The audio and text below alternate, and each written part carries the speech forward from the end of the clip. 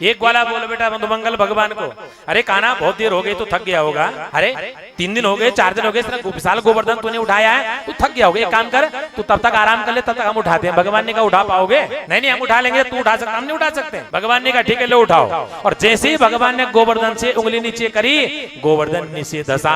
अरे कान्हा उठा उठा उठा।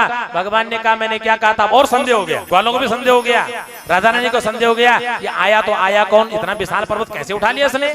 तो संदेह हो पक्का कान्हा तो आप बता, तू है कौन? भगवान है ना, तो हमारे घर में कौन आया है? हकीकत बता, तो है कौन, सच बता। और तूने इतने विशाल गोवर्धन कैसे उठा लिया? अरे बची कची जो कसर थी, मैया ने जो जितना मक्खन खाया, मक्खन की ताकत है, मिश्री का ताकत है, दूध दही जो मिश्र से मुंह में गोपियों के घर से खाया है, सारा बल उसका आया है।